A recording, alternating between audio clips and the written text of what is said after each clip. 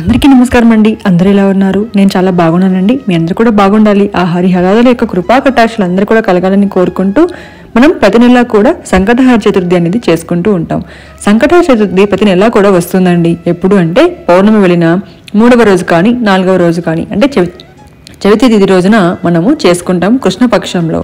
అయితే ఈ సంకటహర చతుర్థి అనేది ప్రతి నెల కూడా నేను ప్రతి ఒక్క నెలకు కూడా పీఠం పేరు, నామం పేరు, అలాగే తప్పక తినవలసిన పదార్థము ఈ నెల చేయవచ్చా అనే వీడియో అయితే పోస్ట్ చేస్తూ ఉంటాను కదండి.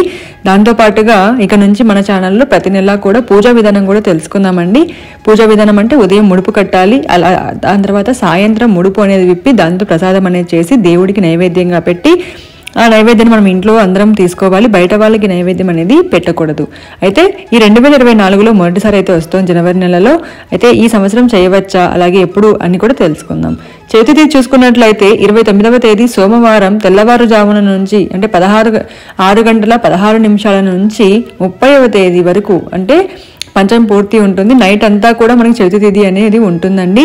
చంద్రోదయ సమయము, చంద్రుడు అనేది ఇంపార్టెంట్ కాబట్టి ఈ పండుగకి మనము చంద్రోదయ తిథి ఉన్నప్పుడు అంటే చంద్రోదయంలో చవితి తిథి ఉన్నప్పుడు చేసుకోవాలి. కాబట్టి ఈ జనవరి నెలలో 29వ తేదీ సోమవారం అనేది వస్తుందండి. నక్షత్రం పుబ్బా నక్షత్రం, అలాగే రాహుకాలము, యమగండము అలాంటివి చూసుకొని అందులో లేకుండా ఉదయం ముడుపు అనేది కట్టుకోవాలి. అయితే మాసము పుష్యమాసము, పీఠం పేరు సౌరపీఠం అండి. నామం పేరు లంబోదర మహాగణపతి. మీరు లంబోదర మహాగణపతి అనుకుంటూ మీ పూజలో 11 సార్లు ఓం లంబోదర మహాగణపతి నమః అని 11 సార్లు స్వామికి గరికతో పూజ చేసుకోవాలి. దాంతోపాటుగా సంకటహర గణేష స్తోత్రం అనేది చదువుకోవాలండి. వీలైతే 11 సార్లు చదువుకోవచ్చు, కనీసం 3 సార్లు చదవడానికి ట్రై చేయండి. ఇక చంద్రోదయ కాలం అనేది చాలా ఇంపార్టెంట్ కదండి. ఆంధ్రప్రదేశ్లో 8:54 ప్రారంభమవుతుంది, తెలంగాణలో 9:10 ప్రారంభమవుతుంది, బెంగళూరులో 9:13 ప్రారంభమవుతుంది. ఈ టైంలో మీరు 1 గంట ముందు పూజ అనేది స్టార్ట్ చేసి అది అయిపోయే లోపల మనకి మంత్రాలు చదివే లోపల అన్నీ అయిపోయే లోపల ఒక 1 అవర్ 45 మినిట్స్ పడుతుంది. కాబట్టి ఆ టైంలో మీరు చంద్రుడికి కూడా అర్ఘ్యం ఇచ్చేసి మీ ఉపవాసం అనేది విరమించుకోవచ్చు. ఉపవాసం విరమించిన తర్వాత తప్పక తినవలసిన పదార్థాలు గోమూత్రము, అలాగే పానకాలండి. గోమూత్రం అనేది ఒక చుక్క మామూలు గంగలు అంటే నీటిలో కలుపుకొని తాగవచ్చు. అయ్యో మేము తాగలేము అంటే తాగితే చాలా మంచిదండి.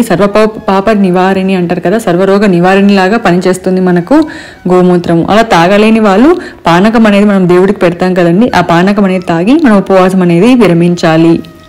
కొత్తగా ఈ వ్రతం చేసేవారు చేయవచ్చా అంటే చేయవచ్చండి. పుష్యమాసం చాలా మంచిది. మీరు ఈ వ్రతము ఈ మాసం రోజున కొత్తగా చేసేవాళ్ళు ప్రారంభించవచ్చు, ఆల్రెడీ చేసేవాళ్ళు కంటిన్యూ కూడా చేయవచ్చు. ఇదండి ఇవాళ వీడియో. మీకు నచ్చితే లైక్ చేయండి, షేర్ చేయండి, అలాగే మీ ఫ్రెండ్స్ అందరికీ తప్పకుండా చెప్పండి. నామం పేరు, పీఠం పేరు, అలాగే తప్పక తినవలసిన పదార్థము. దాంతోపాటుగా మన ఛానల్లో సంకట చతుర్థి రోజున మనం వినవలసిన కథలు 5 కథలు, అలాగే ముడుపు ఎలా కట్టాలి, ఎలా ప్రసాదం చేసుకోవాలి, దాంతోపాటుగా చంద్రుడికి అర్ఘ్యం ఇవ్వాలి, ఎలా ఇవ్వాలి, ఇవన్నీ కూడా నేను డీటెయిల్గా చెప్పానండి. ఆ లింక్స్ అనేది నేను మీకు డిస్క్రిప్షన్ బాక్స్లో అయితే ఇస్తాను. వాటిని చూడడానికి ట్రై చేయండి.